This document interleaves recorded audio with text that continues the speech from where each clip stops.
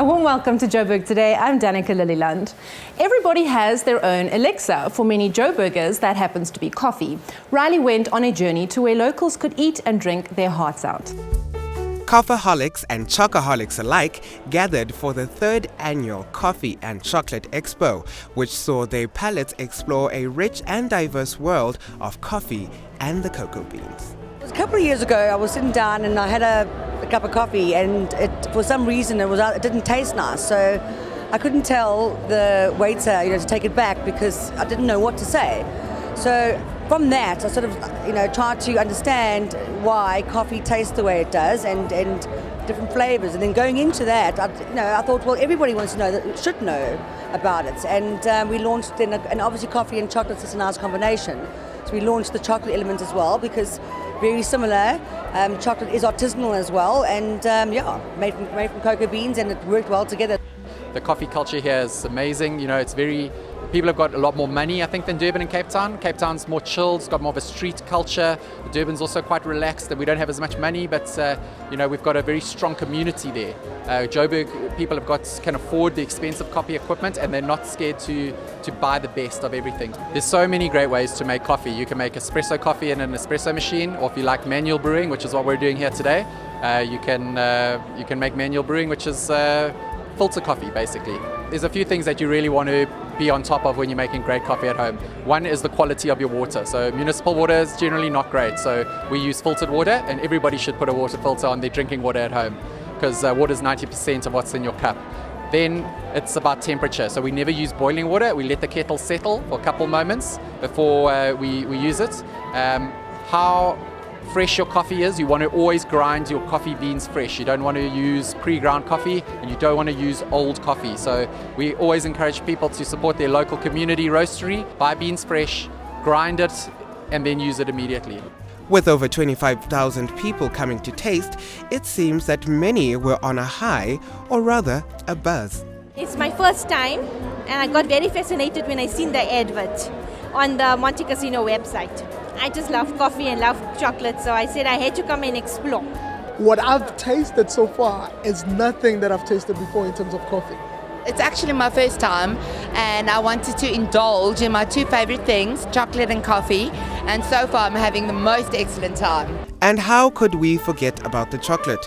We spoke to a chocolatier about his amazing craft. If you make real chocolate, you have to temper it correctly. That's the only really thing which matters completely. So you melt down the chocolate to around 42 degrees, and then you have to get the temperature down to 32 degrees again in a specific temperature curve. It's important to have that curve, otherwise the chocolate will look bad or it will break not nicely. At the end of the day, there was one imperative question posed to the people. Are you a chocoholic or coffeeholic? Coffeeholic. Chocoholic. I love sweet things. I've got a major sweet tooth. Whether you're a coffeeholic or chocoholic, the Coffee and Chocolate Expo is definitely something to visit. I find myself caught in quite the dilemma of having to choose. I feel like a parent who has to choose between two very beautiful kids. But either way, I'm not letting them go, and neither should you. I'm Riley Sakwe for Joburg Today.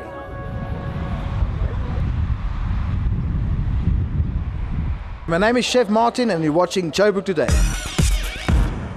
Join the conversation with us on Facebook, joburgtoday.tv, and follow us on Twitter at Joburg Today. If you're one of those people who's constantly on the move, then you can catch up with us on pockettv.mobi, that's pocket with an I. The Turbine Art Fair showcased some of the country's finest paintings, aiming to grow exposure for local talent.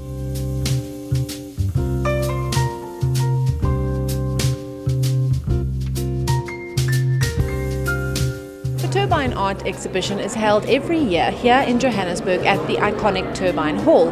This year, for the first time in 27 years, they're hosting a graduate exhibition which aims to highlight some of the best in up-and-coming postgraduate artists from around the country. I think what's unique about the Turbine Art Fair is the fact that it not only puts emerging artists in the spotlight, but it also puts the public in contact with young emerging artists. And people who want to buy art at an affordable price can do so.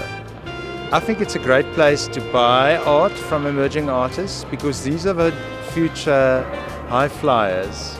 And so it's a good investment to buy art here. and watch your investment grow. And not only do you support creativity and the art in South Africa, but it is also a fantastic way of facilitating the information, the profiling between creativity, between the art and between the public at large. I think it's one of the dilemmas of young emerging artists is how to get into the spotlight.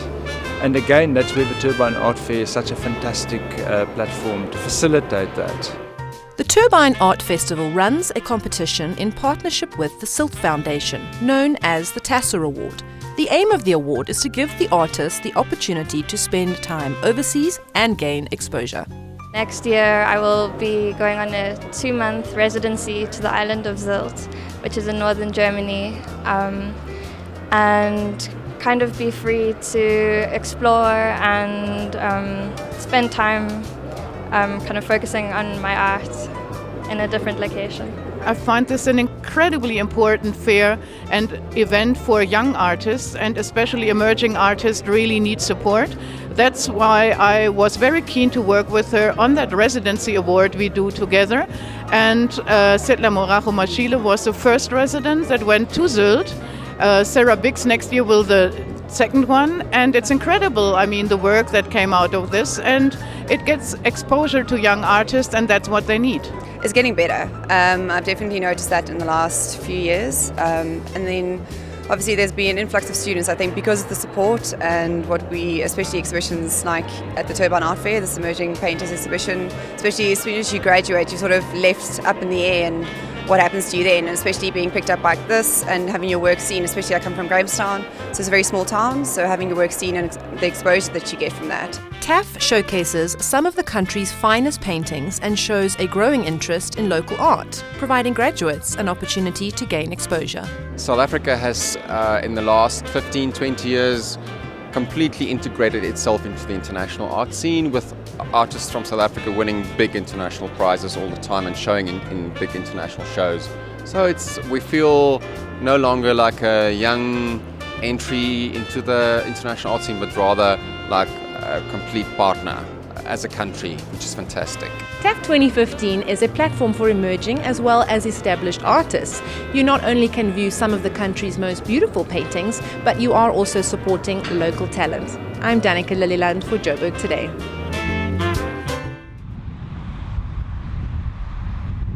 I'm Samantha Jessamine and you're watching Joburg Today.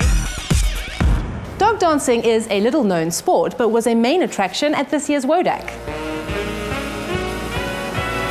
The Wodak is full of different events and ideas for our furry, feathery and scaly friends. The dog dancing competition is just one of many. Dog dancing, another name for it is freestyle. In America it's called freestyle. But it basically, dog dancing is where an owner choreographs moves and different tricks and things to music. Well, the nice thing about it is anybody can do it. Our oldest competitor is 86, she'll be performing just now, and our youngest competitor is in just nearly 20. So we have from all age groups. Dog dancing is something anybody can do because you can choose slower music, you can choose faster music, and it's just a fun event. You know, it's the bond between you and your dog, and also doing the tricks and putting the choreography together and the music and the costumes, and it's just a lot of fun to do it. Oh, we've enjoyed it a lot, and we are now quite inspired to teach our dogs some tricks as well. Dog dancing, or musical canine freestyle, which is the official name of the activity, has a brief but busy history. The first official group started in 1991 in British Columbia, Canada, and quickly spread across the globe. Today, there are canine freestyle organizations across the world, and rules for competition are largely internationally standardized.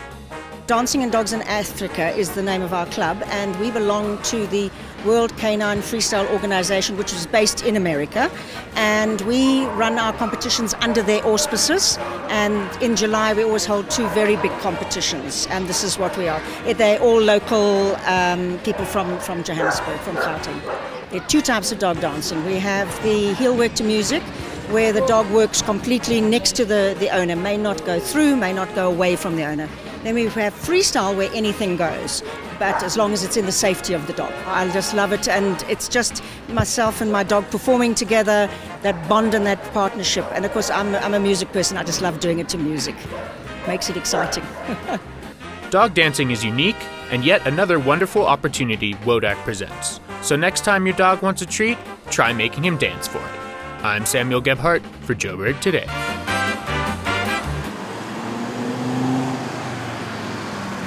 Hi, my name is Peling. You are watching Joburg Today.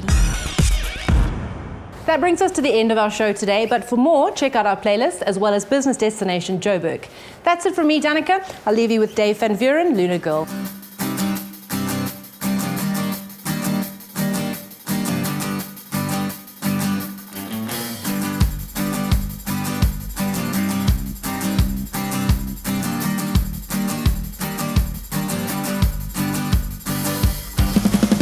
My Luna girl, you are the reason I'm alive. You are the sea beneath the sun, my only one. I cannot try to even show you all my love. You're sexy, scrumptious woman, you are the one.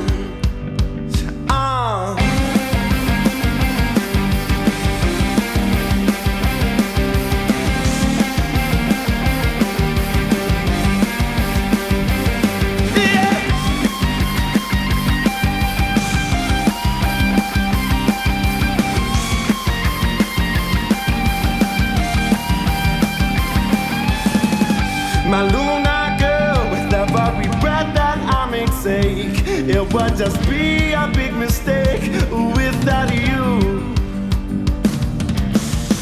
My only wish is that I will spend each day with you, and everything that I go through, you go through too. Cause I got a whole lot of love, whole lot of love to share. But I've been running in circles, feeling that life's been unfair. But hold on, a woman, here I come, yeah. I feel you in the deepest way, darling.